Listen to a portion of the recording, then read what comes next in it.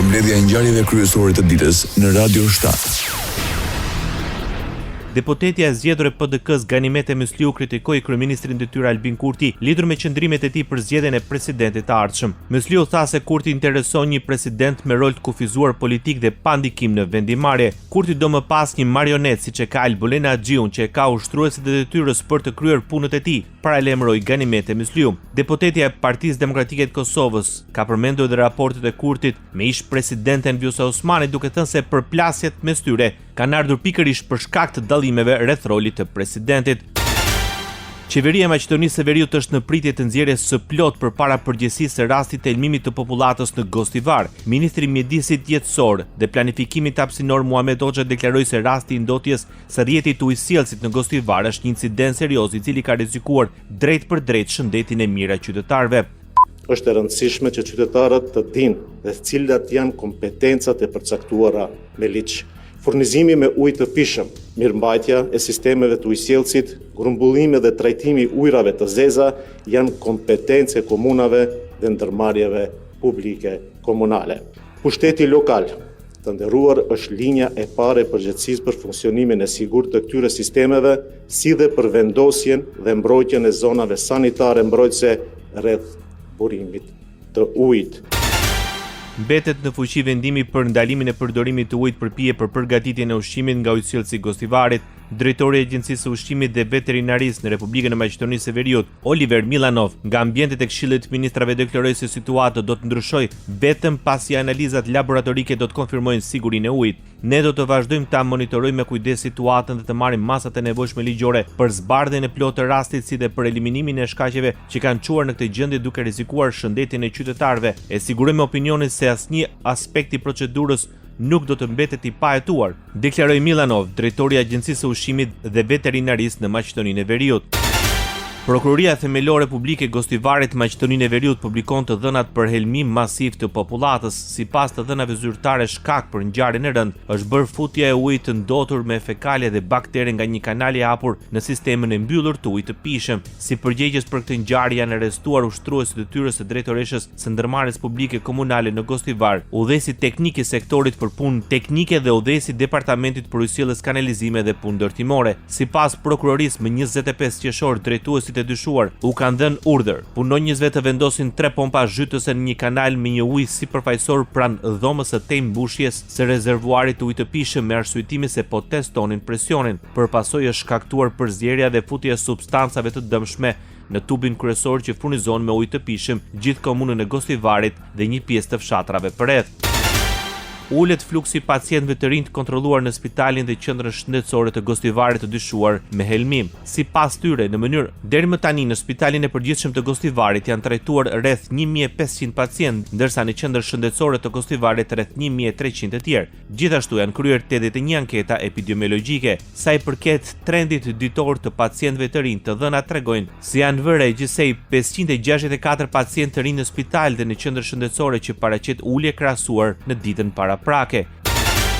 Drejtoria për punë hidrometeorologjike në Maqedoninë e Veriut paralajmëron stuhia fatshkurtra të shoqëruara me erra të forta dhe paraqitjet izoluar të breshrit deri ditën e premte.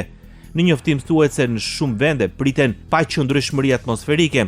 Sipas parashikimit, priten rreshje më të dendura shiu, ndërsa për shkak të depërtimit të masës më të ftohtë ajrore nga veriu, temperatura do të ulen ndjeshëm. Rajoni.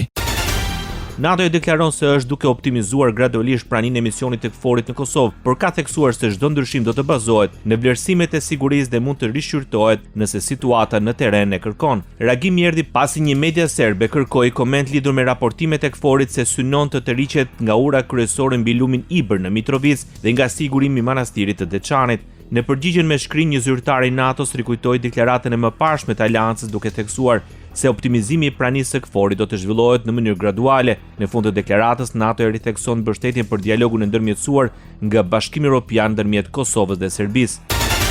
Pranohen dorëheqjet e prokurorëve serb nga ushtruesit e detyrës së presidentes Albulena Xhiu. Përmes rrjeteve sociale Xhiu njoftoi se nënshkroi dekretet për lirimin nga detyra të 7 prokurorëve nga komuniteti serb, duke përmbyllur zyrtarisht procesin e nisur me dorëheqjet e tyre në vitin 2022. Ky veprim vjen një ditë pasi Këshilli Prokurorial refuzoi kërkesën e tyre për tërheqjet e dorëheqjeve. Haxhiu deklaroi se vendimi është në përputhje me kushtetutën dhe ligjet e Kosovës. Ajo theksoi se askush nuk mund të pengojë funksionimin e institucioneve apo të krijojë paqartësi juridike përmes proceseve të papërfunduara. Haxhiu deklaron se shteti do të vazhdojë të veprojë në mbrojtje të rendit kushtetues dhe integritetit institucional. Këshilli Prokurorial i Kosovës refuzoi kërkesat për tërheqjen e dorëheqjeve të 5 prokurorëve dhe 15 anëtarëve të stafit mbështetës të komunitetit serb për të rikthyer në sistemin prokurorial të Kosovës. Po ashtu në këtë takim Këshilli shfuqizoi vendimin për pezullimin e pagave për prokurorët dhe stafin mbështetës serb. Ish prokurorët serb kishin kërkuar që të mundësojë rikthimin në vendet e tyre të punës pasi kishin dhënë dorëheqje në nëntor të vitit 2022. Pasi përfaqësuesit serb u larguan nga institucionet e Kosovës në veri të vendit, Këshilli Prokurorial i Kosovës dërgoi tek presidentja emrat e 5 prokurorëve për lirim nga detyra. Zyrtar televizjesve vendosja shprehur qartësi kundër rikthimit të Vjosa Osmani në postin e presidentes Kosovës. Deputetja e zgjedhur e lëvizjeve vendosje Arbëria Nagafsi e vlerësoi Vjosa Osmanin si kandidate jo konsensuale për presidenten e ardhshme të vendit. Ajo nënvizoi se kandidati duhet të jetë një person që nuk vjen nga skena aktuale politike. Sipas saj dhe vetvendosja ka emra konsensual për president ose presidente të ardhshëm të vendit, por ajo beson se emri i presidentit duhet të dalë nga negocimi me partitë që do të jenë pjesë e votimit. Shtohen rastet e personave të infektuar me fruth në Kosovë. Nga 16 prilli deri më 20 korrik raportohet për 69 raste. Më të prekur rezultoi në Prishtinë me 21 raste, më pas vijohet në Ferizaj dhe Fush Kosovë me nga 12 raste, Kaçaniku me 7, Lipjani me 3, ndërsa Vushtria, Shtimja, Drenasi dhe Obiliqi me nga 2 raste secila. Nga një rast është konfirmuar dhe në Podujev, Gjilan, Deçan, Skënderaj, Shtërbs dhe Viti. Instituti Kombëtar i Shëndetësisë Publike të Kosovës u ka bërë thirrje prindërve të kontrollojnë statusin e vaksinimit të fëmijëve dhe të sigurojnë imunizim sipas kalendarit të rregullt të vaksinimit. Kosova është e përfshirë në zonën me nivelin më të lartë të rrezikut. Në raportin e publikuar nga Parashikimi Evropian i motit, paralajmërohet një shpërthim i fuqishëm i motit ekstrem gjatë së martës deri në orët e para të së mërkurës. Sipas Estofex, niveli 3 i alarmit të shpallur për një pjesë të Italisë, Kroacisë Jugore, Bosnjës Jugore, Malit të Zi dhe Kosovës. Rreziku parashikohet nga një breshër i madh, era shkatruese dhe në një mas më të vogël tornadot. Në analizën e publikuar, meteorologët e Estofex paralajmërojnë se situata atmosferike mund të rezultojë në një nga episodet më të fuqishme të motit ekstrem në rajon gjatë kësaj vere. Radio 7, zëri pozitiv i qytetit.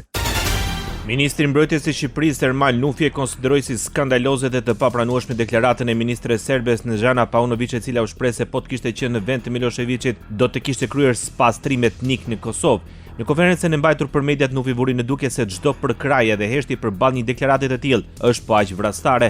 Është e papranueshme çfarë lloj deklarate që lidhet me kombin, me pastrime etnike. Çdo retorikë kësaj natyre është e papranueshme, është e dënueshme dhe është ndërë në gjithë atyre që kanë kurrizë ta denoncojnë e të distancohen për saj. Kjo është qëndrimi jon i prerë, çdo lloj përkrahje apo çdo lloj heshtje përballë një deklarate të tillë është po aq vrasëtare. Deklarata e ministrit Nufi erdhi në një konferencë për shtyp me gazetarët ku paraqiti pozicionin e Shqipërisë dhe investimet në fushën e mbrojtjes në kuadër të riorganizimit të Aleancës së NATO-s 3.0 dhe përgatitjeve për samitin e Tiranës 2027. Sikurse shpreh qartësi edhe një herë vlerësimin dhe rolin e Shqipërisë si një late e besueshme dhe e përgjegjshme brenda Aleancës, si dhe kontribuese në sigurinë kolektive për atë pozicion që ne kemi për të fituar në hapësirën euroatlantike. Koha dhe datët ku do mbahet samiti i radhës do të përcaktohet nga vetë Aleanca dhe organizimi i këtij samiti në vendin tonë është dëshmia më e madhe e besimit për Shqipërinë për eventet përmasave të tilla ndërkombëtare, si dhe rolin e saj si faktor stabiliteti në rajon dhe më gjerë. Kryeministri Edi Rama mbron paketën e maleve, një prej projekteve të qeverisë për të ardhur në ndihmë zhvillimit të turizmit në zonat malore. Përmes rrjeteve sociale, kreu i qeverisë shqiptare sqaroi edhe një herë nismën, ndërsa nuk munguan kritikat për qasjen e protestuesve ndaj këtij projekti. Paketa e maleve është gjëja që i ka munguar njerëzve që kanë të drejtë të gëzojnë pronën e tyre dhe ta kthejnë atë në një burim mirëqenie.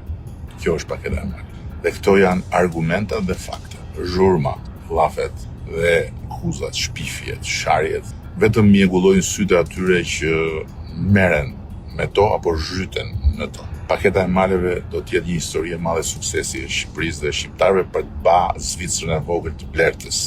Kujtojmë se prej 52 ditësh Tirana dhe jo vetëm është përfshirë nga protestat masive ku kërkohet dorëheqja e kryeministrit Edi Rama dhe anullimi i disa ligjeve, mes tyre paketa e maleve dhe ajo investimeve strategjike. Ta falenderoj Kim Mehmetin, jo vetëm që solli nifin për të folë, por ka qenë edhe pjesëmarrës në protest, e mbështetës i kësaj proteste prej ditëve të para.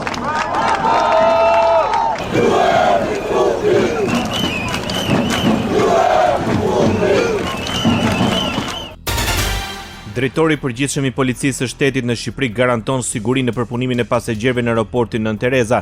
Gjatë inspektimit të zbatimit planit të masave në kulmin e sezonit turistik, Skënder Hita informoi mbi përballimin e përpunimit deri në 56.000 pasagerëve në ditë. Përsa i përket fluksit të shtuar që kemi, i gatet që kemi mbrapa ose kontrolli që bëhet automatik, ka dhënë një rezultat shumë të mirë, ku kemi ulur moshën nga 16 në 12 vjeç për fëmijët, edhe kjo ka bërë të mundur që ne të ulim kohën e shërbimit, por njëkohësisht rritet edhe numri personave që kalojnë nëpërmjet i gateve. Drejtori i përgjithshëm i doganave Besmir Beja vlerësoi se administrata doganore është angazhuar për të garantuar lëvizjen sa më të shpejtë të qytetarëve, pa cënuar kontrollet e nevojshme për çdo mall që hyn në territorin e Republikës së Shqipërisë, si në sektorin e pasagerëve, ashtu dhe në atë të kargos. Të dyja shërbimet, qoftë ai policor, qoftë ai doganor, janë në funksionim 24 orësh për të përgjigjur këtij fluksi të shtuar.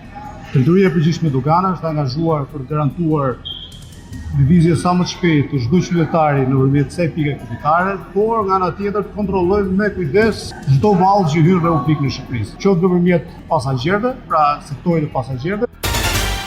Rekord punësime të huajsh në Shqipëri deri në qershor 2026 arriti në mbi 22.000 shtetas nga 18.000 që ishte numri i tyre në dhjetor 2025. Nga totali i tyre të pajisur me leje unike nga punëmarrësit janë 20.000 shtetas të huaj dhe 2.000 të regjistruar me leje unike si të vetë punësuar.